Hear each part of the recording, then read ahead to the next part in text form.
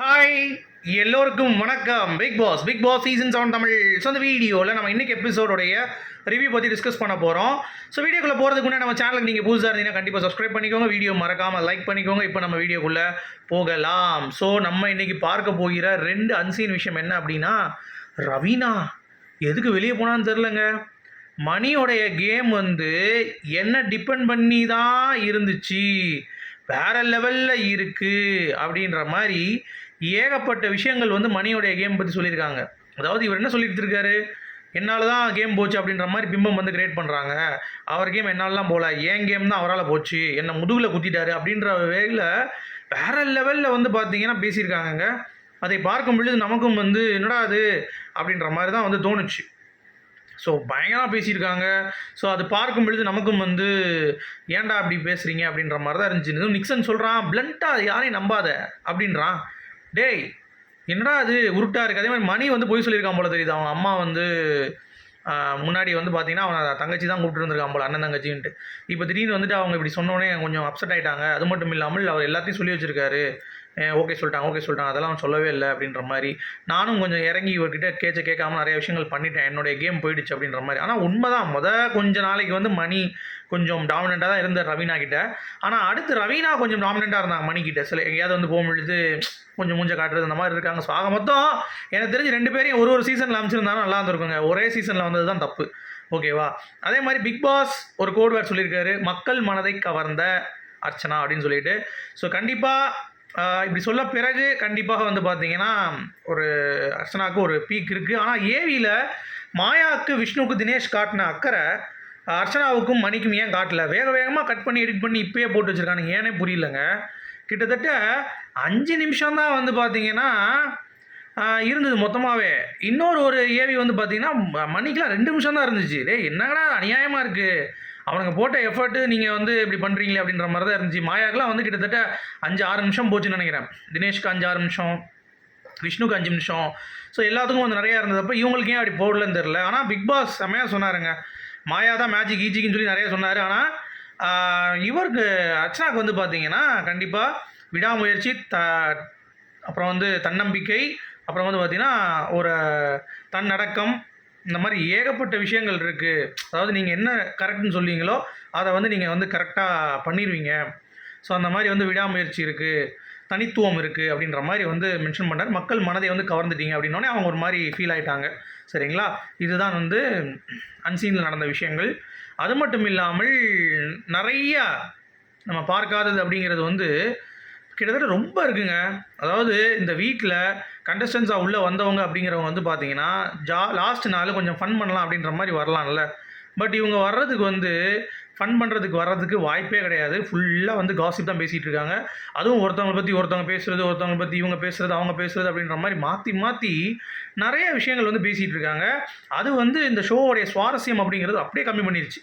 இன்றைக்கெலாம் live பார்த்தவங்களுக்கு என்ன ரொம்ப டாக்ஸிக்காக இருக்குது, அவன் என்னடா இவனை பற்றி பேசுகிறான், இவன் என்னடா அவனை பற்றி பேசுகிறான் அப்படின்ற மாதிரி தான். ஸோ நானும் எபிசோடில் இன்றைக்கி எழுதி வச்சுருக்கேன், கிட்டத்தட்ட அவ்வளோ பேச வேண்டியிருக்குங்க. சரிங்களா? சரி, அப்படி என்ன பிக் பாஸ் என்ன ஸ்கோர் வேர்ட் சொன்னார் அப்படின்னு சொல்லி கேட்டிங்களா? அர்ச்சனா ஒரு வெற்றிக்கு இதுதான் மக்கள் மனசை கவர்ந்துட்டாங்க. ஸோ இனிமேல் மக்கள் ஓட்டு போட்டிருக்கோம், என்ன ரிசல்ட் அப்படிங்கிறத நம்ம வெயிட் பண்ணி பார்க்கலாம். ஸோ நாளைக்கு 2 எவிக்ஷன் இருக்குது அப்படிங்கிறது கன்ஃபார்மாக தெரிஞ்சிச்சு, நாளைக்கே தெரிஞ்சு. அதனால தான் இன்றைக்கி ஏவி சருன்னு ரஷ் பண்ணியிருக்காங்க போல தெரியுது. அதை பற்றி நம்ம நாளைக்கு பேசுவோம். ஓகேங்களா? இப்போ எபிசோட் ரிவ்யூவில் போயிடுவோம். எபிசோட் ரிவ்யூவில் விஜய் வர்மாவும் நிக்சனும் உள்ள என்ட்ரி ஆகிட்டாங்க. சரியா? விஜய்க்கும் மணிக்கும் ஒரு இஷ்யூ இருந்துச்சு. டான்ஸை பற்றி கமெண்ட் பண்ணியிருந்தார்ல.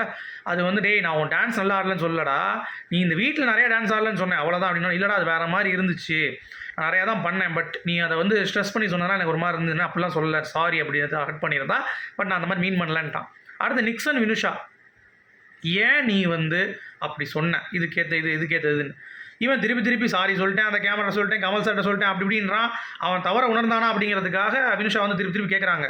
ஆனால் வினுஷா ஒரு லெவலுக்கு மேலே திருப்பி ரெஜிஸ்டர் பண்ணிட்டே இருக்காங்க, இப்படி பண்ணுறான் அப்படின்ட்டு. நான் என்ன சொல்கிறேன், இது நீங்கள் இருக்கும்போது டிஸ்கஸ் பண்ணப்பட்டிருக்கணும், ஆனால் படலை. அப்படி நீங்கள் வெளியே போயிட்டீங்க. அடுத்து அர்ச்சனா கொண்டு வந்தாங்க அந்த டாபிக் பேசுகிறதுக்கு, உரிமை குரல்லாம் எடுத்தாங்க. அப்போ கூட மதிக்கலை. இங்கே சொருவுரியா அங்கே சொருவுரியா எப்படி சொருவுரியான்ட்டு கண்ணை தூக்கிட்டு அவர் பாட்டு சொருகிட்டு போயிட்டார் எங்கேயோ. சரிங்களா? ஸோ இந்த மாதிரி இல்லாமல் நீங்கள் நியாயமாக எடுத்திருந்தீங்க அப்படின்னா இந்த அளவுக்கு வந்திருக்காரு. ஆனால் அவன் கடைசியில் வந்து பார்த்தீங்கன்னா கன்வின்ஸ் ஆகிட்டான். அவங்களுக்கு என்ன கோவம்னா அர்ச்சனா கிட்ட சண்டை போடும்போது அது வந்து வேலிடேட் பண்ணுற மாதிரி பேசிட்டேன், நான் பண்ணது தப்பு இல்லை அப்படின்ற மாதிரி. அப்படி கிடையாதுன்னாங்க. நான் வெளியே எவ்வளோ இது ஹராஸ்மெண்ட் வந்து ஃபீல் பண்ணுறது தெரியுமான்னு சொன்னோடனே அவன் கேமரா முன்னாடி நின்று வணக்கம் சாரி அப்படின்ட்டான். ஸோ வினுஷா வந்து அதை அப்படியே விட்டாங்க அப்படிங்கிறது தான். So that is good. அந்த ஸ்பிரிட் வந்து நல்லா இருந்தது. ஏன்னா கொஞ்சம் குடைச்சல் கொடுத்தாங்க, அப்புறம் ஓகே அப்படின்ற மாதிரி ஆகிடுச்சு. அடுத்து மாயாவுடைய குறும்படம் வந்து போடப்பட்டது. அதில் வேறு லெவலில் இருக்குங்க. கிட்டத்தட்ட எல்லா எமோஷன்ஸும் காட்டினா எப்படி இருக்குமோ அந்தளவுக்கு ஒரு கூஸ் பம்ஸான ஒரு எடிட்டிங் மாயாவுக்கு நிஜமாக சூப்பராக வந்து பண்ணியிருந்தாங்க. அடுத்து விச்சுமா உள்ளே வராங்க. உள்ளே வந்தோடனே தினேஷை போய் பேசுகிறாங்க. தினேஷ் வந்து அப்படியே கொஞ்சம் அவாய்ட் பண்ணுற மாதிரி பேசுகிறாரு. சரியா, அப்புறம் மக்கள் ஹார்ட்டை வின் பண்ணிட்டேன்டா அப்படின்றாங்க. விஷ்ணு ஐயோ இவங்களாம் அது தேவையே இல்லைப்பா எப்பா அப்படின்றாரு.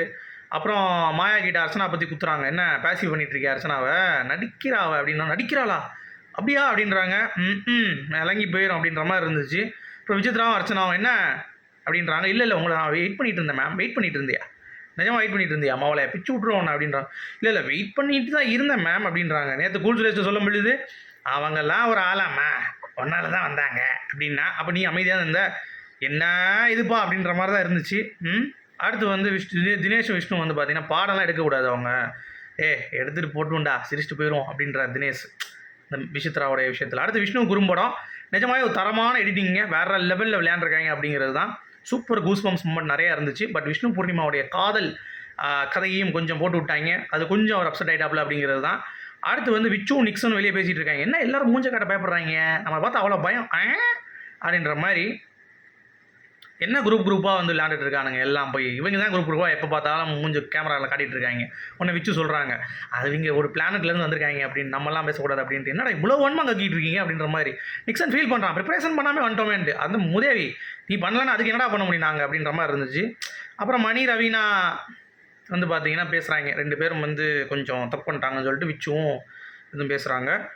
அப்போ வந்து விஷ்ணு சொல்கிறாரு 3 பேர் ட்ரோஃபி வாங்கலாம், அவனை வேறு எவனா அது வாங்கினீங்க மாயாவுக்கு போய் கொடுத்தீங்க அவ்வளோதான் உங்களை போட்டு போடுவேன் அப்படின்றான். இப்போ தினேஷும் பூர்ணிமாவும் வந்து பேசிகிட்டு இருக்காங்க. அதில் வந்து ஒரு விஷயம் வந்து இவங்க விட்டுறாங்க. மணி விஷ்ணு பூர்ணிமாவும் சாரி கேட்கும் போது என்ன காலில் விழுந்தானான்னு சொல்லி கேட்குறாங்க. ரொம்ப ட்ரிகர் பண்ணுறாங்க மாயா. அதை பார்த்து தினேஷ் கேட்டார், அவன் ரொம்ப ஹர்ட் ஆகிறான் விடு எதுக்கு கடைசி நேரத்தில்னோடனே ஓகேன்ட்டாங்க. அப்புறம் அருண்ராஜா காமராஜ் வராரு லேபிள் படத்துக்கு ப்ரொமோஷனுக்கு, நல்லா இருந்தது. அப்புறம் மணி ரவீனா நிக்சன் வந்து ரவீனா பேசுகிறார், அந்த மாதிரி நான் ரொம்ப நம்பிட்டேன் அவரை, அவர் வந்து என்ன நிறைய இடத்துல இது பண்ணிட்டார், மணி பொய் சொல்லியிருக்காரு, எங்கேயுமே எங்கள் அம்மா தான் எழுத்து பேசியிருக்கான், என்ன கேமே போச்சு அவரால் அப்படின்ற மாதிரிலாம் சொல்கிறாங்க. நமக்கு ஷாக் ஆகிடுச்சு, டே என்னடா சொல்கிறீங்க அப்படின்ட்டு. ஆனால் இப்போயாச்சும் புரிஞ்சுக்கிட்டீங்களே. எனக்கு தெரிஞ்சு 2 பேரும் ஒரு சீசனில் வந்திருந்தா கொஞ்சம் நல்லா இருந்திருக்குன்னு நினைக்கிறேன். மணி வந்து ஏன் நீங்கள் போய் ஜாலி ஃபன் பண்ணலாம் அப்படின்றாங்க.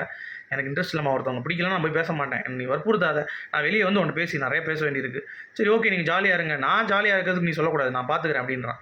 சரியா, செட்டானால் தான் பேசுவேன். அப்புறம் அர்ச்சனாவுடைய ஏவி போடப்படுது. அர்ச்சனாவோட ஏவி கொஞ்சம் டைம் கம்மி, பட் மாசாக தான் இருந்தது, செம மாசாக இருந்தது. மணியோடைய ஏவி சுத்தமாக ஒன்றுமே இல்லை.